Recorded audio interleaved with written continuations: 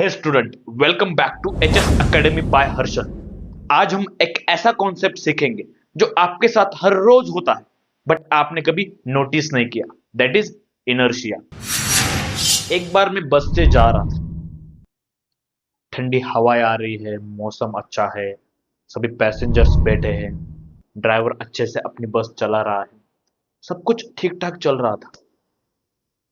अचानक से ड्राइवर ने जोर से ब्रेक लगाया और जैसे ही ब्रेक लगाया मैं तुरंत आगे गिर गया। अरे, ऐसा हुआ क्यों? बस तो रुक गई बट मैं गिरा क्यों? तो इसी के पीछे ये कॉन्सेप्ट है, दैट इज इनर्शिया। देखो, इनर्शिया एक नेचुरल हैबिट जैसा है। जैसे कि अपनी बॉडी चाहती है कि मैं जो स्टेट में हूं वही स्टेट में रहना चाहती है। जैसे कि अगर रेस्ट में है बॉडी तो रेस्ट में ही रहना चाहेगी, अगर मोशन में है तो मोशन में ही रहना चाहेगी।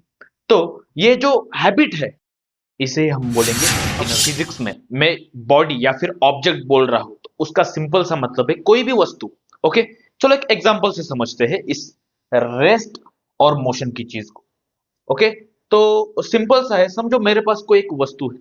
ओके, अब ये जो वस्तु है, अब ये तब तक नहीं हिलेगी जब तक इसको कोई फोर्स नहीं लग जाता। मतलब ये रेस्ट में ही रहेगी, रेस्ट में ही रहेगी।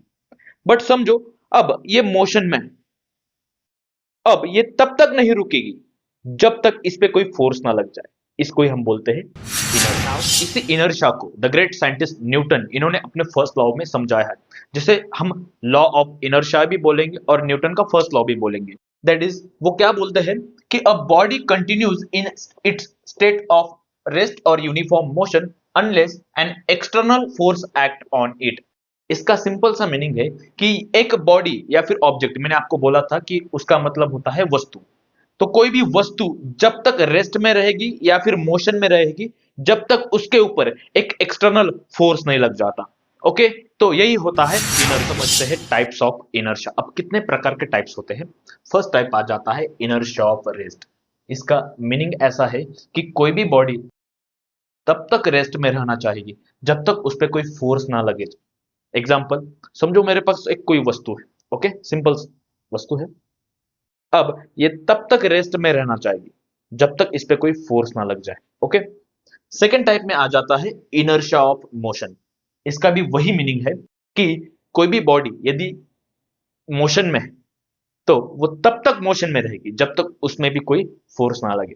और थर्ड है इनर्शिया ऑफ डायरेक्शन। इसका मीनिंग ये है कि कोई भी बॉडी अपनी डायरेक्शन नहीं चेंज करना चाहती, वो वही डायरेक्शन में रहना चाहती है। जैसे कि आप कोई कार चला रहे हो, ओके, और अचानक से आपने टर्न ले लिया तो आप स्लाइटली थोड़ा झुक जाते हो। ये आपने एक्सपीरियंस किया है, राइट? तो वही आ जाता है example under the inertia of direction. तो सिंपल से बेसिक से थ्री टाइप है। इनर्शिया ऑफ रेस्ट, मतलब बॉडी रेस्ट में ही रहना चाहेगी। सेकेंड है इनर्शिया ऑफ मोशन, मतलब बॉडी मोशन में ही रहना चाहेगी। और थर्ड है इनर्शिया ऑफ डायरेक्शन, मतलब बॉडी अपनी डायरेक्शन चेंज नहीं करना। साइंस के पेपर में आपको क्वेश्चन आया what is inertia, explain with example. अब कैसे लिखना, चलो समझते हैं। आपको दो पॉइंट में बेसिकली आपको लिखना है। First point, inertia is the tendency of body to resist any change in its state of rest, motion or direction. Second point में आपको लिखना है example, when driver give brake to bus then passenger move in front direction. अब ऐसा नहीं कि आपको सिर्फ दो ही पॉइंट लिख के आ जाना है, आप आपके हिसाब से इलेबोरेट भी कर सकते हो। ओके, तो यही होता है इनर्शिया, जिसे आप इजीली एग्जाम में लिख सकते हो और फुल मार्क्स गेट कर सकते हो। इनर्शिया कॉन्सेप्ट क्रिस्टल क्लियर हो गया हो तो कमेंट में जरूर लिखना इनर्शिया मास्टर, आपके कमेंट का इंतजार रहेगा। और वीडियो सच में हेल्पफुल लगा है तो वीडियो को लाइक कर दो, शेयर कर दो एंड अपने चैनल को that is HS academy by Harshal को सब्सक्राइब करना मत भूलना। मिलते हैं नेक्स्ट वीडियो, तब तक के लिए कीप लर्निंग, कीप ग्रोइंग। धन्यवाद।